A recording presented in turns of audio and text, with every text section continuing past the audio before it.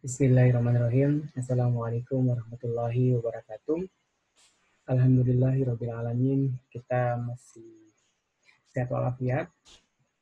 Pada kesempatan kali ini saya ingin menjelaskan beberapa pertanyaan terkhusus teman-teman yang ada di Provinsi Gorontalo, bahkan berkembang di grup-grup perawat-perawat yang ada di Indonesia terkait isu atau dalam hal ini ada oknum yang menyatakan bahwa sertifikat Zuminar yang dilaksanakan oleh DPP PPNI hanya diakui 3 sertifikat. Dalam hal ini ada hanya diakui 9 SKP saja.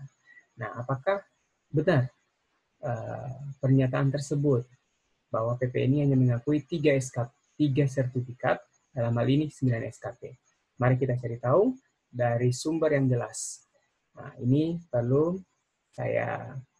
sebelum saya menyatakan bahwa isu itu tidak benar atau isu itu hoax, kita akan dengarkan penjelasan saya terkait ini.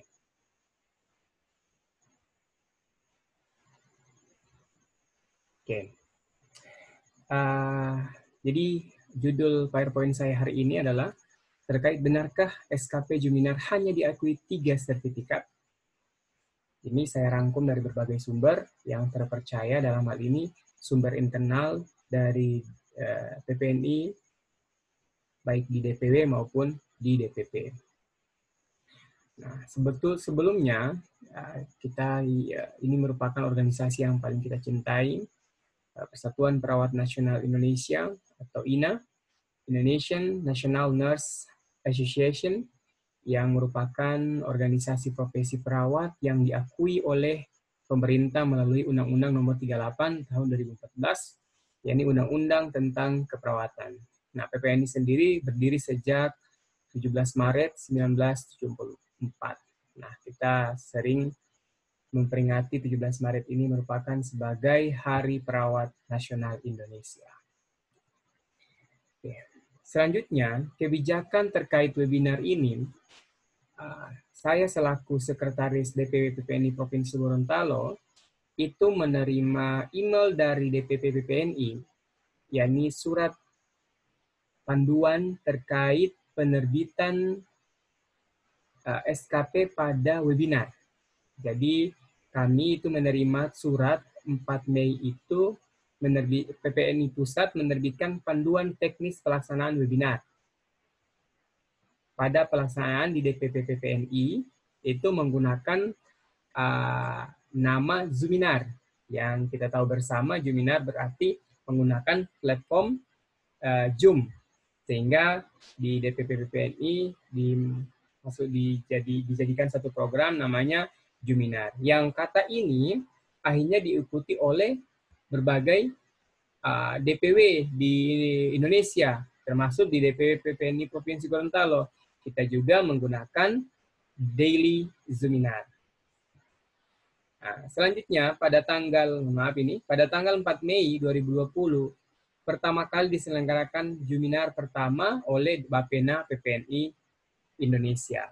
Nah, ini adalah tanggal 4 Mei ini akhirnya gratis 3 SKP ya, DPW Pusat akhirnya booming, dan ini dilakukan untuk meningkatkan pengetahuan perawat di masa era atau di masa pandemi COVID-19 ini. Nah, kenapa SKP ini penting?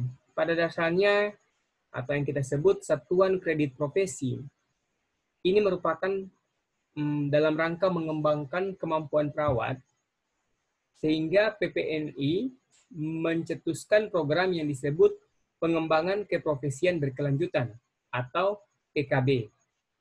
Nah, hal ini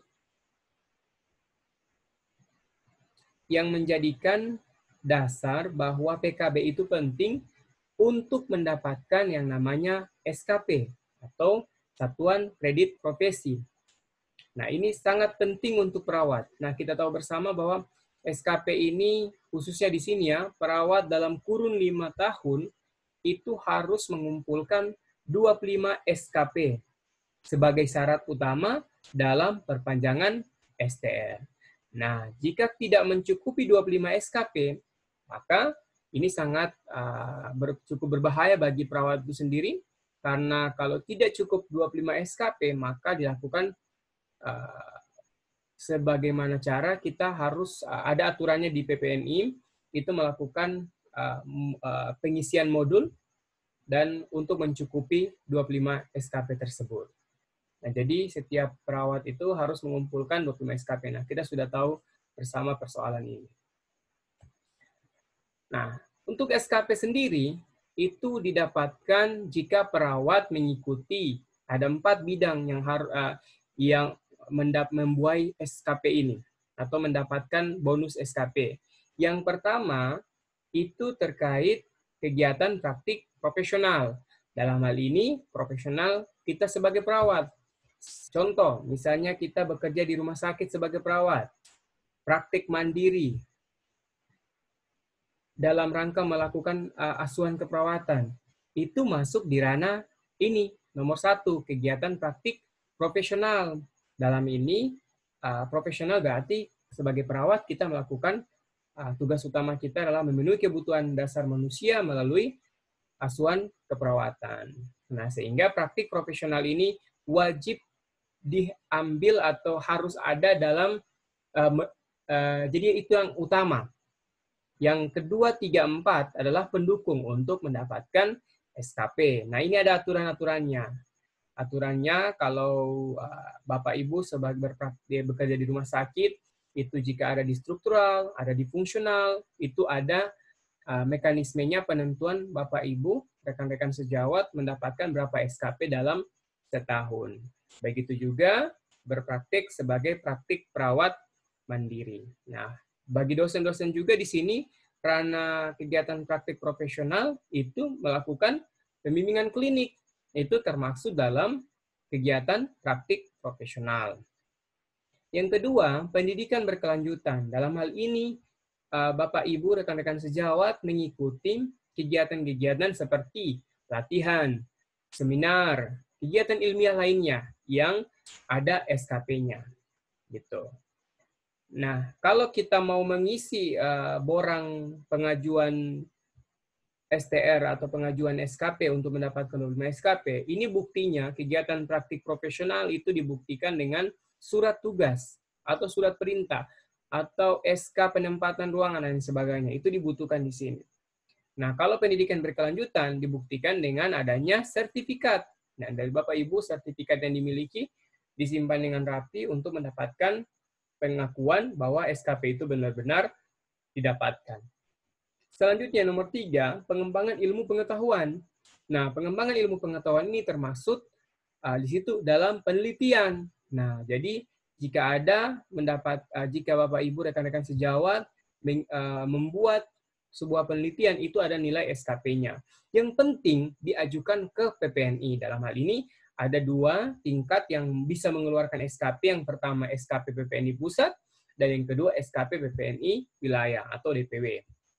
DPD, DPK, DPLN tidak berhak mengeluarkan SKP. Selanjutnya nomor 4, pengabdian pada masyarakat. Nah, pengabdian masyarakat ini juga Bapak Ibu bisa dapatkan SKP. Contoh pengabdian masyarakat ketika rekan-rekan sejawat seorang perawat, namun diberi tugas juga sebagai ketua takmirul masjid, nah atau pengurus takmirul masjid atau rumah ibadah lainnya, itu berhak mendapatkan SKP juga. Yang penting ada surat keputusannya dari mungkin pemerintah desa atau lembaga terkait. Yang penting itu ada. Nah, bisa diakui sebagai nilai SKP. Nanti ada prosedurannya, itu para verifikator yang akan menetapkan, oh ini 2 SKP, ini 1 SKP. Nanti ada tim verifikator yang akan menetapkan berapa SKP dalam Pengmas itu. Jadi simpan ketika menjadi ketua Tamirul, misalnya ketua RT dan lain sebagainya, itu disimpan SK-nya sebagai bukti untuk mendapatkan pengakuan SKP-nya itu sendiri. Nah, selanjutnya, bagaimana awal mula saya sudah dalam kurung hoax di sini, karena benar-benar ini hoax, tidak isu yang tidak benar terkait SKP yang ada pada Zoominar. Di sini ada ini beredar di media-media sosial, dalam hal ini grup WhatsApp, grup Telegram, terkait screen capture yang menyatakan ada ini yang bertanya bahwa disebutkan ini tidak tahu ini kayaknya status atau story dari seorang oknum yang kita tidak tahu dari mana sumbernya. Dia menjelaskan bahwa sertifikat Zoominar hanya diakui 3 sertifikat. Dalam hal ini 9 SKP per orang. Di sini dia jelaskan, jadi kalau untuk perpanjangan STR nggak bisa dipakai semua sertifikat Zoominarnya, yang bisa dipakai hanya 9 SKP saja.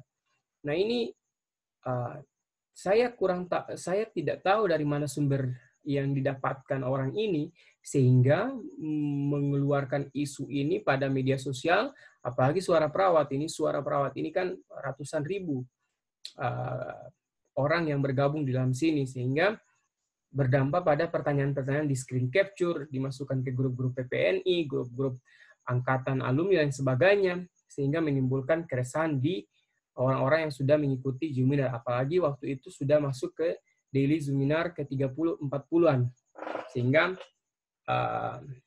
banyak pertanyaan terkait ini. Nah, apakah benar? Ini saya nyatakan. Jadi, apakah bisa menggunakan keseluruhan SKP? Tentunya sesuai hasil klarifikasi kami kepada DPP PPNI, dalam hal ini melalui Ketua DPP PPNI Provinsi Gorontalo, menyatakan isu tersebut tidak benar.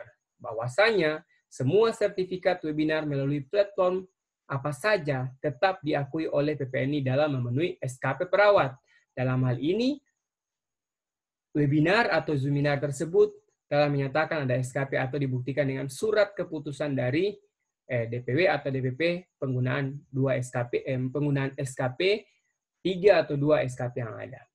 Webinar dapat dilakukan oleh PPNI dalam hal ini DPP, DPW, DPD, DPK, atau DPLN. Atau juga dilakukan institusi pendidikan, atau swasta juga bisa melakukan daily Zoominar atau webinar. Yang jelas, para semua lembaga ini mengajukan permohonan SKP ke DPW PPNI, ke DPW PPNI, atau ke DPP PPNI untuk diterbitkannya surat keputusan nilai SKP-nya. Jadi, ini saja yang perlu saya sampaikan.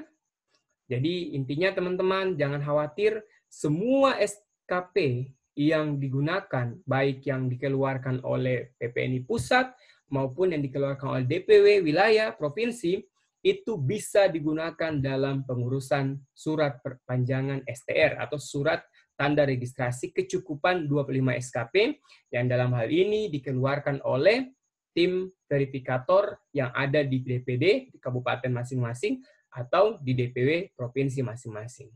Jadi jangan khawatir, semua SKP yang diterbitkan oleh DPP atau DPW itu dapat digunakan. Mungkin itu saja yang perlu kami sampaikan. Semoga bermanfaat. Terima kasih. Salam perawat. Wassalamualaikum warahmatullahi wabarakatuh.